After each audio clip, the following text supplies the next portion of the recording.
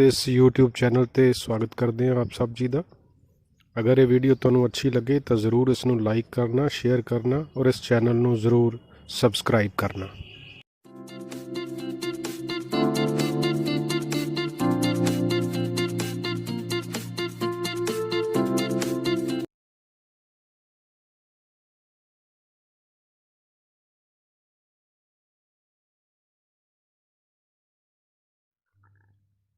ਅੱਜ ਦੀ ਇਸ ਵੀਡੀਓ ਦੇ ਵਿੱਚ ਬੇਟੇ ਆਪਾਂ ਕਰਾਂਗੇ ਗੁਰੂ ਤੇਗ ਬਹਾਦਰ ਜੀ ਦੀ ਸ਼ਹੀਦੀ ਦੇ ਕਾਰਨ।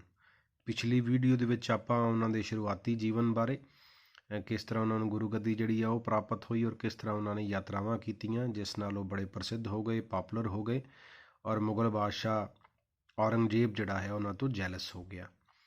ਤਾਂ ਇਹੀ ਮੇਨ ਕਾਰਨ ਹੈ ਉਹਨਾਂ ਦੀ ਸ਼ਹੀਦੀ ਦਾ, ਲੇਕਿਨ ਹੋਰ ਵੀ ਕਈ ਕਾਰਨ ਰਹੇ, ਉਹ ਸਾਰੇ ਆਪਾਂ ਇਸ ਵੀਡੀਓ ਦੇ ਵਿੱਚ ਪੜ੍ਹਦੇ ਹਾਂ। ਤਾਂ 1675 ਈਸਵੀ ਵਿੱਚ ਗੁਰੂ ਤੇਗ ਬਹਾਦਰ ਜੀ ਨੂੰ ਇਸਲਾਮ ਧਰਮ ਕਬੂਲ ਨਾ ਕਰਨ ਕਰਕੇ ਮੁਗਲ ਬਾਦਸ਼ਾਹ ਔਰੰਗਜ਼ੇਬ ਦੇ ਹੁਕਮ ਅਨੁਸਾਰ ਸ਼ਹੀਦ ਕਰ ਦਿੱਤਾ ਗਿਆ। ਗੁਰੂ ਸਾਹਿਬ ਦਾ ਬਲੀਦਾਨ ਇੱਕ ਮਹਾਨ ਬਲੀਦਾਨ ਸੀ, ਇੱਕ ਸਵੈ ਇੱਛਿਤ ਬਲੀਦਾਨ ਜੋ ਧਰਮ ਦੀ ਖਾਤਰ ਦਿੱਤਾ ਗਿਆ। ਇਸ ਵਿੱਚ ਕੋਈ ਸੰਦੇਹ ਨਹੀਂ ਕਿ ਗੁਰੂ ਸਾਹਿਬ ਦੀ ਸ਼ਹੀਦੀ ਦਾ ਪ੍ਰਮੁੱਖ ਤੇ ਵਾਸਤਵਿਕ ਕਾਰਨ ਮੁਗਲ ਸਮਰਾਟ ਔਰੰਗਜ਼ੇਬ ਦੀ ਧਾਰਮਿਕ ਕੱਟੜਤਾ ਸੀ। ਪਰੰਤੂ ਜੇ ਇਸ ਵਿਸ਼ੇ ਵਿੱਚ ਡੂੰਘਾਈ ਤੇ ਗੰਭੀਰਤਾ ਨਾਲ ਵਿਚਾਰ ਕੀਤਾ ਜਾਵੇ ਤਾਂ ਇਹ ਸਪਸ਼ਟ ਹੋ ਜਾਂਦਾ ਹੈ ਕਿ ਗੁਰੂ ਸਾਹਿਬ ਦੀ ਸ਼ਹੀਦੀ ਕਈ ਸਾਮੂਹਿਕ ਕਾਰਨਾਂ ਦਾ ਸਿੱਟਾ ਸੀ, ਜਿਨ੍ਹਾਂ ਦਾ ਵਰਣਨ ਇਸ ਪ੍ਰਕਾਰ ਹੈ। ਹੁਣ ਕਾਰਨਾਂ ਦੇ ਵਿੱਚ ਆਪਾਂ ਪੜ੍ਹਦੇ ਹਾਂ ਸਿੱਖਾਂ ਤੇ ਮੁਗਲਾਂ ਦੀ ਪੁਰਾਣੀ ਦੁਸ਼ਮਣੀ। ਹੁਣ ਅਗਰ ਆਪਾਂ ਪਿੱਛੇ ਯਾਦ ਕਰੀਏ 1606 ਈਸਵੀ ਦੇ ਵਿੱਚ ਮੁਗਲ ਸਮਰਾਟ ਜਹਾਂਗੀਰ ਨੇ, ਜਿਹੜੇ 5ਵੇਂ ਗੁਰੂ ਸਾਹਿਬ ਸੀ ਸਿੱਖਾਂ ਦੇ, ਗੁਰੂ ਅਰਜਨ ਦੇਵ ਜੀ, ਉਹਨਾਂ ਨੂੰ ਬੜੀ ਨਿਰਦੈਤਾ ਔਰ ਬੜੇ ਤਸੀਹੇ ਦੇ ਕੇ ਸ਼ਹੀਦ ਕਰ ਦਿੱਤਾ ਸੀ, ਕਿਉਂਕਿ ਉਹ ਵੀ ਸਿੱਖ ਧਰਮ ਦੀ ਜਿਹੜੀ ਵੱਧ ਰਹੀ ਲੋਕਪ੍ਰਿਯਤਾ ਸੀ ਉਸ ਨੂੰ ਬਰਦਾਸ਼ਤ ਨਹੀਂ ਕਰ ਪਾ ਰਿਹਾ ਸੀ। ਜਿਸ ਕਰਕੇ ਸਿੱਖਾਂ ਔਰ ਮੁਗਲਾਂ ਦੇ ਸੰਬੰਧ ਵਿਗੜ ਗਏ ਸੀ। 6ਵੇਂ ਗੁਰੂ ਸਾਹਿਬ ਜਦੋਂ ਗੁਰੂ ਗੱਦੀ ਤੇ ਵਿਰਾਜਮਾਨ ਹੋਏ, ਗੁਰੂ ਹਰਗੋਬਿੰਦ ਸਾਹਿਬ ਜੀ, ਤਾਂ ਉਹਨਾਂ ਨੇ ਸਿੱਖੀ ਦੀ ਰੱਖਿਆ ਲਈ ਨਵੀਨ ਨੀਤੀ ਅਪਣਾ ਲਈ, ਜਿਸ ਦੇ ਵਿੱਚ 2 ਤਲਵਾਰਾਂ ਉਹਨਾਂ ਨੇ ਧਾਰਨ ਕਰ ਲਈਆਂ ਸਨ। ਉਹਨਾਂ ਨੂੰ ਵੀ ਕੈਦ ਕਰਾਇਆ ਗਿਆ ਸੀ ਗਵਾਲੀਅਰ ਦੇ ਕਿਲੇ ਵਿੱਚ, ਹਾਲਾਂਕਿ ਬਾਅਦ ਵਿੱਚ ਜਹਾਂਗੀਰ ਨੇ ਉਹਨਾਂ ਨੂੰ ਛੱਡ ਦਿੱਤਾ। ਲੇਕਿਨ ਇਸ ਦੌਰਾਨ ਸਿੱਖਾਂ ਔਰ ਮੁਗਲਾਂ ਦੇ ਵਿੱਚ ਸੰਬੰਧਾਂ ਦੇ ਵਿੱਚ ਬੜਾ ਵਿਗਾੜ ਆ ਗਿਆ ਸੀ, ਦੁਸ਼ਮਣੀ ਪੈਦਾ ਹੋ ਗਈ ਸੀ।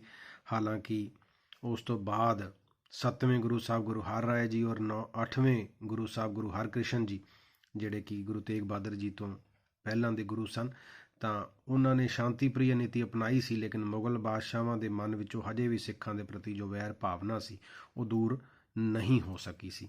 ਤਾਂ ਇਸੇ ਦਾ ਨਤੀਜਾ ਇਹ ਹੋਇਆ ਕਿ ਜਿਵੇਂ ਜਦੋਂ ਗੁਰੂ ਤੇਗ ਬਹਾਦਰ ਜੀ ਨੇ ਯਾਤਰਾਵਾਂ ਕੀਤੀਆਂ ਤਾਂ ਲੋਕ ਉਹਨਾਂ ਵੱਲ ਅਟਰੈਕਟ ਹੋਏ, ਸਿੱਖਾਂ ਦੀ ਗਿਣਤੀ ਵਿੱਚ ਵਾਧਾ ਹੋਇਆ, ਸਿੱਖ ਧਰਮ ਦੇ ਪ੍ਰਸਿੱਧੀ ਵਿੱਚ ਵਾਧਾ ਹੋਇਆ।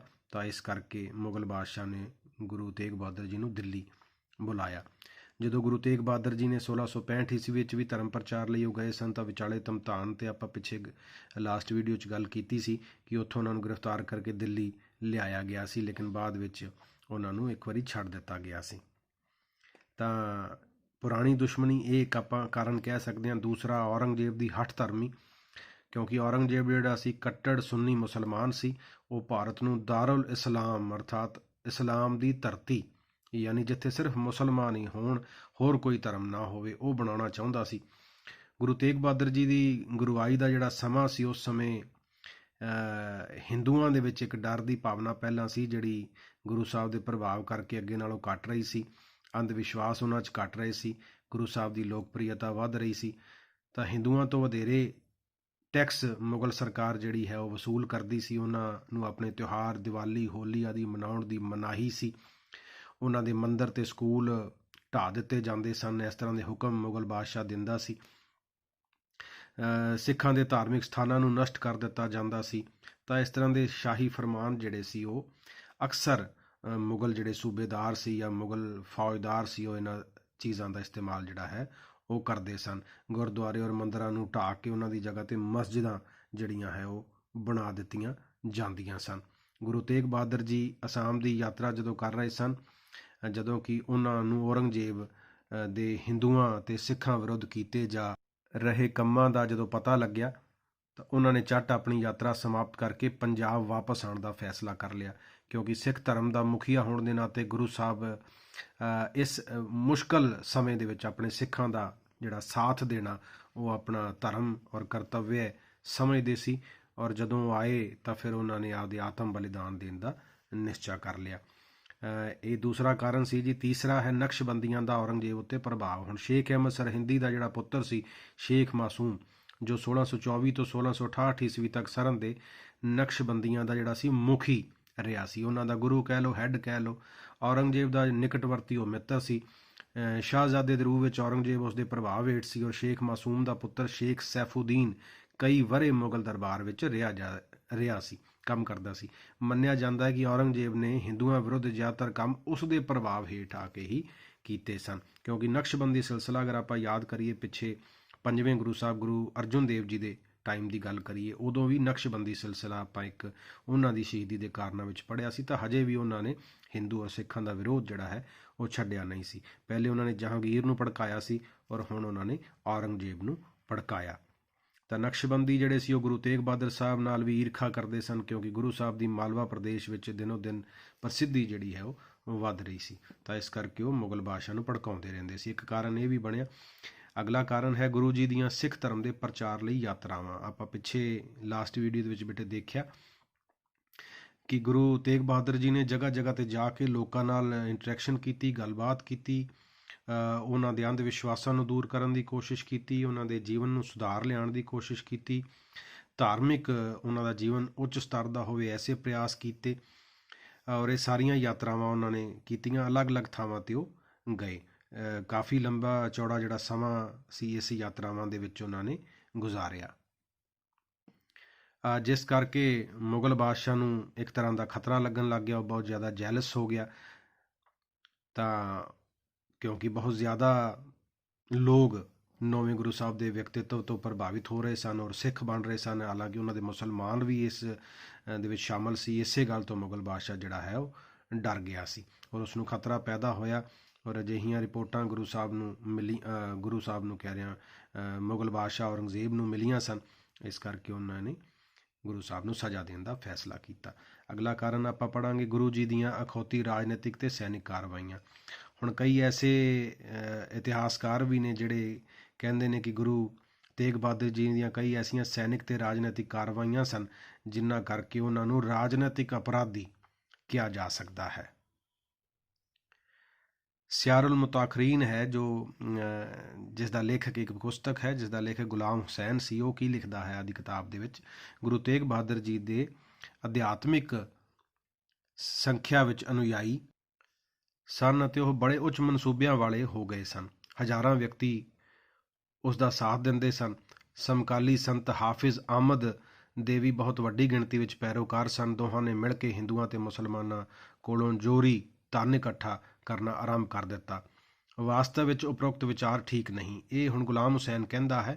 ਤਾਂ ਇਸ ਤਰ੍ਹਾਂ ਉਹ ਗੁਰੂ ਸਾਹਿਬ 'ਤੇ ਇੱਕ ਇਲਜ਼ਾਮ ਲਗਾਉਂਦਾ ਹੈ ਕਿ ਉਹ ਇਸ ਤਰ੍ਹਾਂ ਦੀਆਂ ਕਾਰਵਾਈਆਂ ਕਰਦੇ ਸਨ ਜਿਸ ਕਰਕੇ ਮੁਗਲ ਬਾਦਸ਼ਾਹ ਔਰੰਗਜ਼ੇਬ ਨੂੰ ਉਹਨਾਂ ਨੂੰ ਸਜ਼ਾ ਦੇਣੀ ਪਈ। ਇਸ ਤਰ੍ਹਾਂ ਦੇ ਹੋਰ ਕਈ ਇਲਜ਼ਾਮ ਜਿਹੜੇ ਨੇ ਉਹ ਕਈ ਮੁਸਲਮਾਨ ਇਤਿਹਾਸਕਾਰ ਲਗਾਉਂਦੇ ਨੇ, ਲੇਕਿਨ ਜਿਸ ਦਾ ਵਾਸਤਵਿਕਤਾ ਨਾਲ ਕੋਈ ਸੰਬੰਧ ਨਹੀਂ। ਉਹਨਾਂ ਨੇ ਜਾਣ ਬੁੱਝ ਕੇ ਐਸੇ ਇਲਜ਼ਾਮ ਲਗਾਏ ਜਿਨਦੇ ਕਰਕੇ ਮੁਗਲ ਬਾਦਸ਼ਾਹ ਦੀ ਜੋ ਕਾਰਵਾਈ ਗੁਰੂ ਸਾਹਿਬ ਨੂੰ ਸ਼ਹੀਦ ਕਰਨ ਦੀ ਸੀ ਉਸ ਨੂੰ ਜਾਇਜ਼ ਠਹਿਰਾਇਆ ਜਾ ਸਕੇ, ਲੇਕਿਨ ਵਾਸਤਵ ਵਿੱਚ ਐਸਾ ਕੁਝ ਸੀ ਨਹੀਂ। ਇੱਕ ਕਾਰਨ ਹੈ ਧੀਰਮਲ ਤੇ ਰਾਮ ਰਾਏ ਦੀ ਦੁਸ਼ਮਣੀ। ਹੁਣ ਕਿਹਾ ਜਾਂਦਾ ਹੈ ਕਿ ਗੁਰੂ ਸਾਹਿਬ ਦੇ ਧੀਰਮਲ ਤੇ ਰਾਮ ਰਾਏ ਜਿਹੇ ਸੰਬੰਧੀਆਂ ਦੀ ਵੈਰ ਭਾਵਨਾ ਵੀ ਉਹਨਾਂ ਦੀ ਸ਼ਹੀਦੀ ਦਾ ਕਾਰਨ ਬਣੀ। ਜਿਵੇਂ ਕਿ ਪਿੱਛੇ ਆਪਾਂ ਗੱਲ ਕੀਤੀ ਸੀ ਲਾਸਟ ਵੀਡੀਓ ਦੇ ਵਿੱਚ ਵੀ, ਧੀਰਮਲ ਗੁਰੂ ਹਰ ਰਾਏ ਜੀ ਦਾ ਜਿਹੜਾ ਵੱਡਾ ਭਰਾ ਸੀ, ਗੁਰੂ ਤੇਗ ਬਹਾਦਰ ਜੀ ਨਾਲ ਬੜੀ ਈਰਖਾ ਕਰਦਾ ਸੀ ਔਰ ਸ਼ੀਹਾਂ ਨਾਂ ਦੇ ਮਸੰਦ ਦੇ ਨਾਲ ਰਲ ਕੇ ਔਰ ਹੋਰ ਕਈ ਕਰਪਟ ਜਿਹੜੇ ਮਸੰਦ ਸੀ ਉਹਨਾਂ ਦੇ ਨਾਲ ਰਲ ਕੇ ਉਹਨਾਂ ਨੂੰ ਮਾਰਨ ਦੀ ਸਾਜ਼ਿਸ਼ ਵੀ ਉਸਨੇ ਕੀਤੀ ਸੀ, ਗੋਲੀ ਵੀ ਉਹਨਾਂ 'ਤੇ ਚਲਾਈ ਸੀ। ਤਾਂ ਇਸ ਪਿੱਛੋਂ ਉਹ ਰਾਮ ਰਾਏ ਨਾਲ ਵੀ ਮਿਲ ਗਿਆ। ਰਾਮ ਰਾਏ ਜੋ ਕਿ ਗੁਰੂ ਹਰਕ੍ਰਿਸ਼ਨ ਜੀ ਦਾ ਵੱਡਾ ਭਰਾ ਸੀ, ਉਹ ਵੀ ਗੁਰੂ ਬਣਨ ਦੀ ਇੱਛਾ ਰੱਖਦਾ ਸੀ। ਹੁਣ ਲੇਕਿਨ ਜਦੋਂ ਇਹਨਾਂ ਦੋਨਾਂ ਨੂੰ ਹੀ ਗੁਰੂ ਗੱਦੀ ਪ੍ਰਾਪਤ ਨਾ ਹੋ ਸਕੀ ਤਾਂ ਉਹ ਮੁਗਲ ਸਮਰਾਟ ਜਾਂ ਮੁਗਲ ਬਾਦਸ਼ਾਹ ਔਰੰਗਜ਼ੇਬ ਤੱਕ ਵੀ ਉਹਨਾਂ ਦੀ ਪਹੁੰਚ ਉਹਨਾਂ ਨੇ ਪਾਈ। ਔਰ ਕਿਹਾ ਜਾਂਦਾ ਹੈ ਕਿ ਔਰੰਗਜ਼ੇਬ ਨੂੰ ਉਹਨਾਂ ਨੇ ਭੜਕਾਇਆ ਗੁਰੂ ਸਾਹਿਬ ਦੇ ਖਿਲਾਫ, ਔਰ ਡਾਕਟਰ AC ਬੈਨਰਜੀ ਧੀਰਮਲ ਤੇ ਰਾਮ ਰਾਏ ਦੀ ਦੁਸ਼ਮਣੀ ਨੂੰ ਗੁਰੂ ਸਾਹਿਬ ਦੀ ਸ਼ਹੀਦੀ ਦਾ ਕਾਰਨ ਨਹੀਂ ਮੰਨਦੇ, ਲੇਕਿਨ ਕਈ ਇਤਿਹਾਸਕਾਰ ਇਸ ਕਾਰਨ ਨੂੰ ਵੀ ਇੰਪੋਰਟੈਂਸ ਦਿੰਦੇ ਨੇ ਕਿ ਉਹਨਾਂ ਨੇ ਮੁਗਲ ਬਾਦਸ਼ਾਹ ਔਰੰਗਜ਼ੇਬ ਨੂੰ ਭੜਕਾਇਆ ਸੀ ਗੁਰੂ ਜੀ ਦੇ ਖਿਲਾਫ। ਅਗਲਾ ਜੋ ਕਾਰਨ ਹੈ ਜੀ ਉਹੀ ਮੇਨ ਹੈ, ਇੱਕ ਤਾਂ ਕਸ਼ਮੀਰੀ ਪੰਡਤਾਂ ਉੱਤੇ ਅਤਿਆਚਾਰ। ਸਮਰਾਟ ਜਿਹੜਾ ਔਰੰਗਜ਼ੇਬ ਹੈ ਉਹ ਲਗਾਤਾਰ ਕਸ਼ਮੀਰ ਵਿੱਚ ਜਿਹੜੇ ਹਿੰਦੂ ਪੰਡਿਤ ਰਹਿੰਦੇ ਸੀ ਉਹਨਾਂ 'ਤੇ ਅਤਿਆਚਾਰ ਕਰ ਰਿਹਾ ਸੀ। ਕਸ਼ਮੀਰ ਦੇ ਸੂਬੇਦਾਰ ਇਫਤਖਾਰ ਖਾਂ, ਜਿਸ ਨੂੰ ਸ਼ੇਰ ਅਫਗਾਨ ਵੀ ਕਹਿੰਦੇ ਸਨ, ਨੇ ਹਿੰਦੂਆਂ ਨੂੰ ਜ਼ੋਰ ਜ਼ਬਰ ਨਾਲ ਮੁਸਲਮਾਨ ਬਣਾਉਣਾ ਸ਼ੁਰੂ ਕਰ ਦਿੱਤਾ ਸੀ ਅਤੇ ਜੋ ਲੋਕ ਇਸਲਾਮ ਧਰਮ ਕਬੂਲ ਕਰਨ ਤੋਂ ਮਨ੍ਹਾ ਕਰਦੇ ਸਨ ਉਹਨਾਂ 'ਤੇ ਕਈ ਤਰ੍ਹਾਂ ਦੇ ਜ਼ੁਲਮ ਜਿਹੜੇ ਹੈ ਉਹਨਾਂ 'ਤੇ ਕੀਤੇ ਜਾਂਦੇ ਸੀ।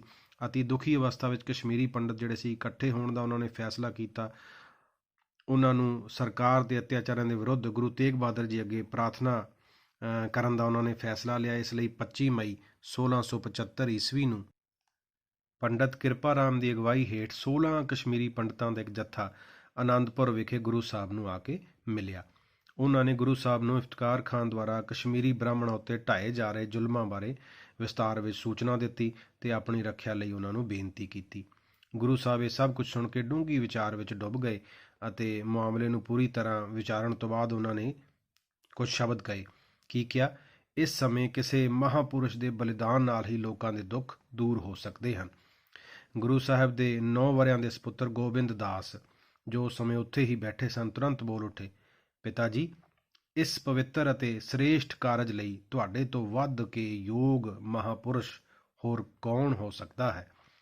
ਇਹਨਾਂ ਸ਼ਬਦਾਂ ਨੂੰ ਸੁਣ ਕੇ ਗੁਰੂ ਸਾਹਿਬ ਨੂੰ ਵਿਸ਼ਵਾਸ ਹੋ ਗਿਆ ਕਿ ਉਹਨਾਂ ਦਾ ਪੁੱਤਰ ਸਿੱਖਾਂ ਦੀ ਅਗਵਾਈ ਕਰਨ ਵਿੱਚ ਪੂਰੀ ਤਰ੍ਹਾਂ ਯੋਗ ਸਿੱਧ ਹੋਵੇਗਾ।